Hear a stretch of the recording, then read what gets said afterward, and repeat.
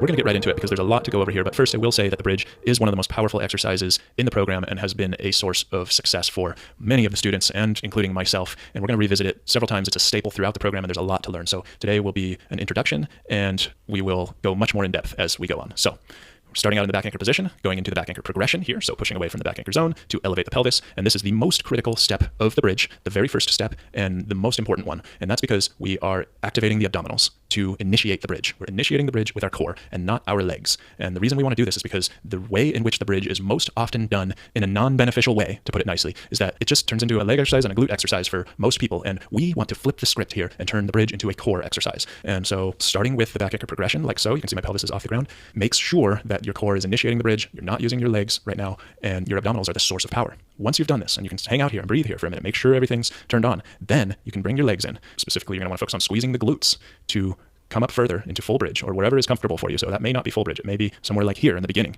And we'll talk about why in a minute. Your back anchor zone will come off of the ground, but you still want to maintain that same intention of pushing away from it. So this is where one of the learning opportunities comes in, is that you don't have the floor here now to be your tactile cue to push away from, but you can still maintain that same intention of pushing away from the back anchor zone, which creates that same abdominal activity. Remember, a lot of this is about intention. So maintain that same intention. And another thing that you can think about and do to make sure the abdominals are engaged throughout the exercise is to think about pulling your pubic bone to the sky from the front. So your abdominals pull the pubic bone up, and this will ensure that your core is involved and engaged. That's the number one rule of this exercise, is abdominals are turned on throughout. And even on the lower, you can see I'm lowering very slowly. I bring my back anchor zone back to the floor and connect it and take my legs out of it. And I'm going to completely control the lower with my abdominals and bring my pelvis back to the floor. So the entire exercise is a core exercise, and my legs become secondary to my core rather than the primary source of power.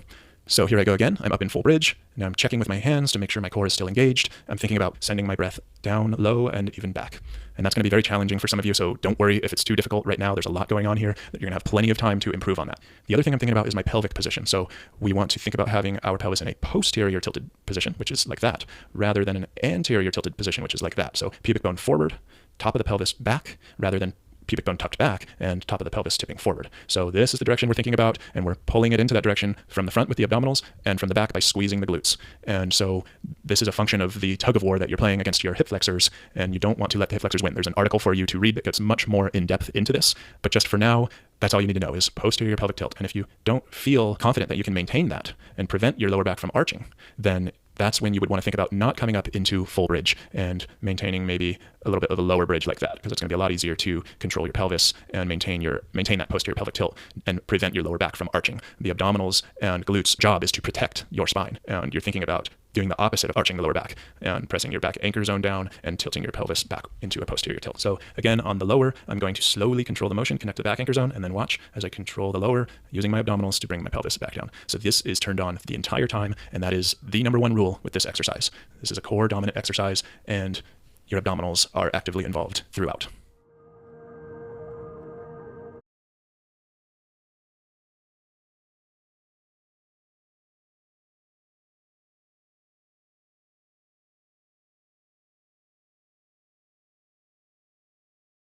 The main thing I want you to notice with this exercise is that when I tilt my pelvis anteriorly, like so, you can see that it's a position of instability.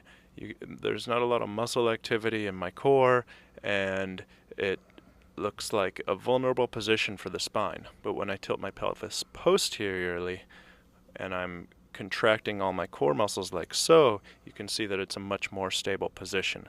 So when you are performing this exercise, just feel what it feels like to have your pelvis in each position become familiar, and so that when you are performing the bridge, you know what position you're in.